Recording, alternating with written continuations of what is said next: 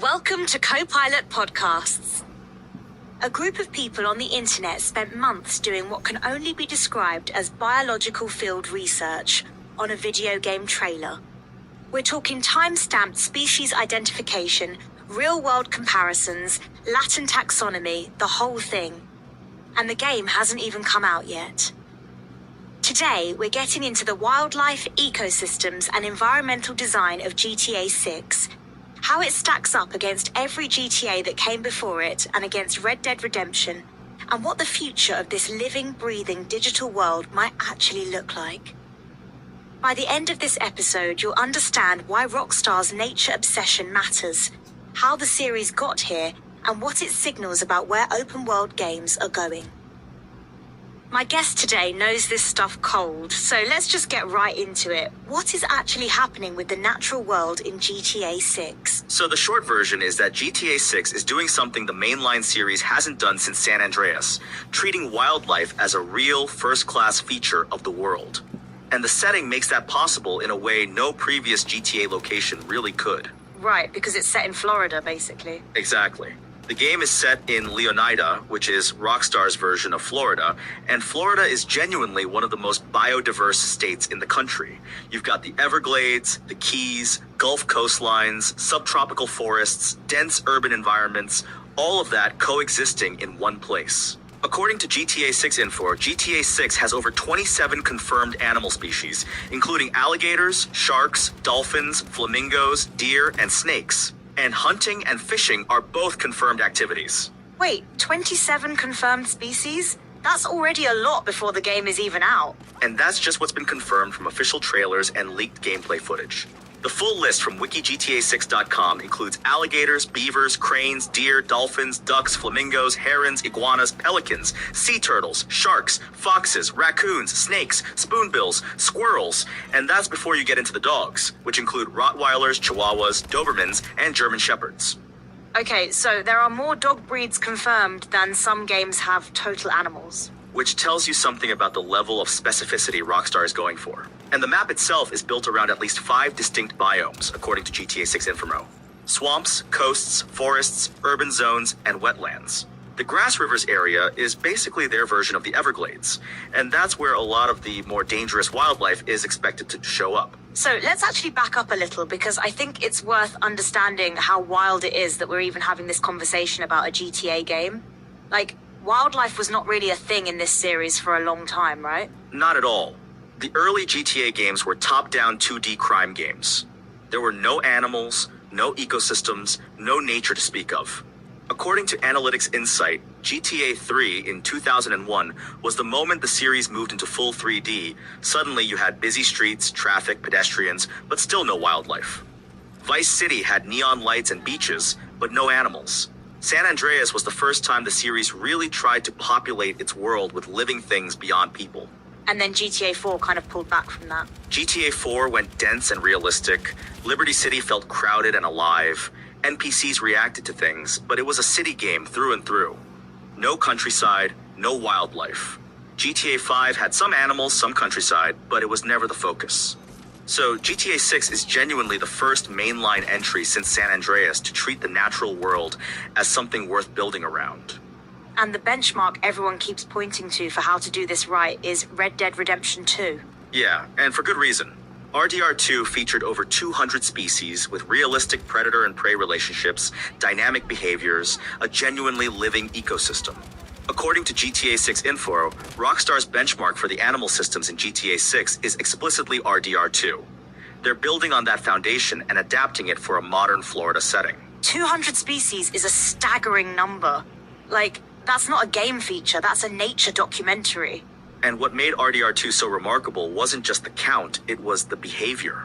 The detail in that game was, genuinely absurd. According to Left Down Right Up's analysis, Arthur's hair grew in real time. Mud accumulated on your boots based on where you actually walked. NPCs remembered if you were rude to them 3 towns ago. Every cabin in the wilderness had a story told through environmental clues that nobody asked for and everybody loved. I remember people discovering things in that game months after launch that Rockstar never even announced. That's exactly the culture RDR2 created. And it's the same culture that's now being applied to GTA 6 before it even releases. There's a guy on GTA forums named Paulo JZ who led a group of what Pulse Gaming called digital naturalists. They spent months cataloging every species appearing in the limited footage available, using timestamps, visual evidence, real-world comparisons. That is genuinely wild. Like, people are doing field biology on a trailer. And they found things like the herring gull, Larus argentatus, in the very opening frames of the trailer. Which sounds minor, but it means even the skybox is populated with species appropriate to the region. That's not decoration, that's intentional biological accuracy. So they're not just putting a generic bird in the sky, they're putting the right bird. Right. And they also spotted a loggerhead turtle, Caretta caretta, swimming near a boat at the 011 mark of the trailer. According to Pulse Gaming, these creatures can grow up to 2.13 meters in length and are a staple of real Florida geography. Their inclusion confirms Rockstar is prioritizing biological accuracy. Okay, but I have to ask, did they ever get anything wrong? Like, was there a moment where the community went too far? Oh, absolutely. There was a whole controversy over a potential bear sighting in a Mount Calaga screenshot. People were convinced, and then, upon closer inspection, the community determined it was just a rock formation. Pulse Gaming described it as the fine line between anticipation and hallucination in the pre-launch phase. A rock that broke the internet. That's very on brand for gaming communities. It really is. But here's what that story actually tells you. The level of community engagement around GTA 6's natural world is unprecedented. Pulse Gaming made the point that the modern gamer demands more than just shootouts. They want a world that breathes. That's a really interesting shift, because GTA was always the franchise about chaos and crime. And now people are out here doing taxonomy. And Rockstar is clearly leaning into it. The technology that makes all of this possible is the Rage engine, the same engine that powered RDR2. According to GTA 6 Info, GTA 6 runs on an evolved version of that engine, adding real-time global illumination, ray tracing, and denser crowds. It inherits RDR2's wildlife and hunting depth. So it's literally built on the same foundation. And that's not an accident. GTA 6 Info put it really clearly. Rockstar essentially used RDR2 as a testing ground for GTA 6. The systems for NPC interaction, wildlife AI, dynamic weather, cinematic storytelling, all of that was pioneered in RDR2 and is now being refined and scaled for a much larger audience. That's a fascinating way to think about it. RDR2 wasn't just a great game, it was R&D. Exactly. And the technical leap between the two is massive. RDR2 ran on the 2018 version of Rage, targeting PS4 and Xbox One hardware. GTA 6 runs exclusively on PS5 and Xbox Series X, which means it can push the engine far beyond what RDR2 achieved without last-gen hardware holding it back. And that matters for wildlife specifically because, more animals on screen at once? Better AI? Both, and more. More processing power means more NPCs with better AI. Better GPUs mean more detailed environments with real-time lighting and reflections. But for wildlife specifically, it means the behavioral systems can be more complex. Animals that respond to environmental triggers, that have day-night activity patterns, that interact with each other and with players in ways that feel genuinely reactive. The Game Archives piece mentioned pack dynamics and social interactions as expected features. Is that confirmed or speculative? That's more on the speculative side, based on industry patterns and what the leak suggests. But the direction is clear. According to the Game Archives, GTA 6 animals are expected to feature realistic behavioral patterns, pack dynamics, and environmental awareness that make them integral to missions and exploration, not just background scenery. So an alligator isn't just sitting there looking scary, it's actually a hazard you have to navigate. Right. GTA 6 Info confirmed that alligators were spotted in the trailer entering a convenience store and lurking in wetlands. They'll attack players in water and on land. That's not ambient decoration, that's a gameplay system. An alligator walking into a convenience store is the most Florida thing I've ever heard. And that's kind of the genius of the Leonida setting. Florida's wildlife is already so bizarre and chaotic that Rockstar doesn't even have to exaggerate it for satirical effect. The iguanas in the game, for example, GTA 6 Info noted that green iguanas are a massive invasive species problem in real Florida. So their inclusion isn't just flavor, it could tie into actual invasive species missions. Wait, invasive species missions? In a GTA game? That's what the leak suggests. And it connects to something even bigger. There are hints at an in-game organization called POACH, which stands for Protection of Animals and Controlled Hunting. According to GTA 6 Info, this suggests wildlife management, poaching prevention, and possibly conservation-themed missions woven into the world. So GTA 6 might have you protecting endangered animals in a game where you can also steal cars and blow things up. Which is very Rockstar, honestly. They've always built their worlds around contradiction and satire. And the Florida panther fits right into that. It's critically endangered in real Florida, and GTA 6 Info suggests Rockstar may include it as a rare wildlife encounter that could feature in conservation-themed missions. That's actually kind of beautiful in a weird way. Like, the game is taking the real ecological stakes of Florida seriously. And that's a meaningful shift from how GTA has historically treated its environments. The early games had no nature at all. GTA 5 had some animals, but they were largely decorative. GTA 6 is building a world where the natural environment has consequences for navigation, for missions, for the story. Let's talk about the comparison to RDR2 more directly, because I think there's a real tension there. RDR2's world was wilderness, sparse, quiet, intentionally slow. GTA 6 is a modern city. How do you bring that same ecological depth into Vice City? That's the central challenge, and Left Down Right Up's analysis put it really well. RDR2's world was beautiful but sparse by design. The American frontier is big, empty, and quiet. That sparseness let Rockstar pour insane detail into every point of interest because there were relatively few of them. Vice City is the opposite. It's dense, loud, packed with people. So every city block needs the same attention that RDR2 gave to a single homestead. Multiplied by hundreds. That's a fundamentally harder technical challenge. But the GTA 6 news analysis made an interesting point. Density in GTA 6 isn't just about crowd count. It includes street furniture, traffic variety, background animation, signage, weather response, vegetation, clutter, and what they called the invisible logic that stops a city from feeling hollow. The invisible logic. I love that phrase. It's the stuff you don't consciously notice, but you feel immediately when it's missing.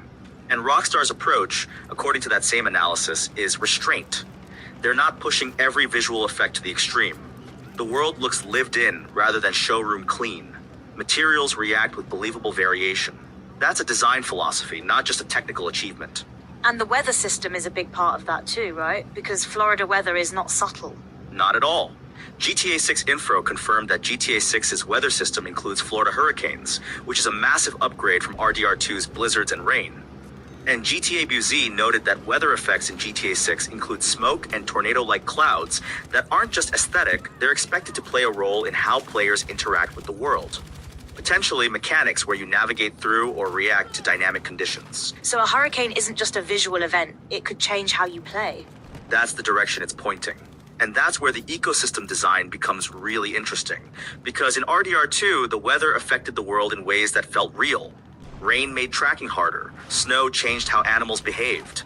If GTA 6 applies that same logic to a Florida hurricane, you're looking at a genuinely dynamic environment. Okay, let's get into the speculative stuff, because I think that's where it gets really fun. What are people expecting to see that hasn't been confirmed yet? So, WikiGTA6.com put together a list of strong candidates based on the region's natural fauna and Rockstar's past habits. We're talking black bears, manatees, horses, there are apparently horse assets in code leaks, exotic big cats, octopus, manta rays, eagles, crows, vultures, coyotes, geese, and more fish species and marine animals given the confirmed fishing mechanics. Manatees in GTA 6 would be genuinely iconic. They're basically Florida's mascot at this point, and their inclusion would make ecological sense given the coastal setting. The presence of hunting and fishing mechanics, which GTA 6 Info confirmed via leaked gameplay footage and Rockstar job postings focused on creature design and animal model rigging, supports the expectation of a much larger marine roster. The job postings are such a good tell. Like, Rockstar doesn't hire animal model riggers for no reason. Exactly. And GTA 6 Info noted that those job postings were similar signals to what preceded RDR2's wildlife reveal. So the community has learned to read those as meaningful indicators. What about the hunting mechanics specifically? Because in RDR2, hunting was this whole deep system, pelt quality, weapon choice, all of it. Is GTA 6 going to match that? Based on what the Game Archives reported, the expectation is that hunting and fishing mechanics in GTA 6 reward skill progression, with weapon choice and kill placement affecting material quality, enabling crafting of armor, weapons, and consumables from animal pelts, bones, and organs. That's very much in the RDR2 tradition. So it's not just shoot the deer and move on.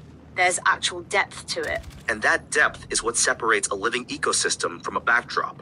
When the animals have behavioral patterns, when hunting has consequences, when conservation missions exist alongside poaching, the natural world becomes part of the story, not just the scenery. I want to come back to something you said earlier about RDR2 being a testing ground, because I think there's a version of this argument where GTA 6 can't actually top RDR2 on the nature front. It's a city game at its core. Do you buy that? It's a fair pushback. And Left Down Right Up actually addressed it directly. They said RDR2 focused heavily on nature and realism, while GTA 6 aims to bring that same level of detail into a massive modern city. The argument is that a modern city offers exponentially more opportunities for detail than a frontier landscape. In RDR2, you notice the way light hits a river at dawn. In GTA 6, you might notice how a street performer changes their set list based on crowd size. So it's not that GTA 6 is trying to out-nature RDR2, it's trying to bring that same philosophy to a different kind of world. Right. And the Grass Rivers area is where those two worlds actually meet. That's the Everglades-style zone where you get RDR2 level nature detail inside a GTA game. It's the bridge between the two design philosophies. That's actually a really elegant solution. You don't have to choose between city and wilderness, you build a world that has both. And Florida as a setting makes that completely believable. You can drive from a neon-lit Vice City strip to an alligator-filled swamp in 20 minutes in real life. The geography does the work. Game Luster confirmed the map is estimated at nearly twice the size of GTA 5, with over 700 enterable interiors, so there's physical space for all of this to coexist. And the biome variety is what makes the wildlife feel purposeful rather than random. GTA 6 Infor listed 5+ distinct biomes: swamps, coasts, forests, urban zones, wetlands. Each one has its own fauna, its own atmosphere, its own set of dangers. That's ecosystem design, not just animal placement. So when you step back from all of this, the 27+ confirmed species, the Poach organization, the Grass Rivers biome, the Rage Engine evolution, what does it actually mean for someone who's going to play this game? It means the world is going to push back at you in ways GTA worlds never have before. An alligator can walk into a convenience store. A Florida panther might be a rare encounter tied to a conservation mission. A hurricane can change the rules of whatever you're doing. The natural world isn't a backdrop, it's a participant. And that's a genuinely new thing for this franchise. It is. And it's worth remembering how far the series has come. From flat 2D cities with no living things at all, to GTA 3's 3D streets, to San Andreas trying to populate a world, to RDR2 setting the benchmark with 200+ species, to GTA 6 inheriting all of that and applying it to the most biodiverse setting the franchise has ever used. Here's what this really comes down to, I think. Rockstar didn't just build a bigger map, they built a more alive one. And the wildlife is the most visible proof of that ambition. And the community response to that ambition is its own story. The fact that Paulo JZ and his group on GTA forums are doing forensic-level species identification on trailer footage, that tells you something about what players are now expecting from open worlds. They want biological accuracy. They want ecosystems that make sense. They want a world that breathes. And Rockstar, to their credit, seems to be meeting that expectation. The job postings, the confirmed hunting and fishing systems, the Poach organization hints, none of that happens by accident. It's intentional design at every level. And the speculative content, the manatees, the black bears, the potential horse assets in code leaks suggests they're not done yet. The world of Leonida might be even more alive than what we've already seen. Which brings us back to where we started. A group of people on the internet spent months doing biological field research on a video game trailer. And the thing is, they weren't wrong to, because Rockstar put the right birds in the skybox. They put a loggerhead turtle in the water at the 11-second mark. They earned that level of scrutiny. And that's the bar GTA 6 has set for itself before it's even released. When your fans are doing taxonomy on your trailer, you've created something worth studying. GTA 6 drops November 19, 2026, exclusively on PS5 and Xbox Series X. And when it does, there's going to be a whole community of digital naturalists ready to catalogue every species in Leonida. Honestly, that might be the most exciting part. Thanks for listening to Copilot Podcasts. And next time you see a seagull in a video game, ask yourself, is it the right seagull?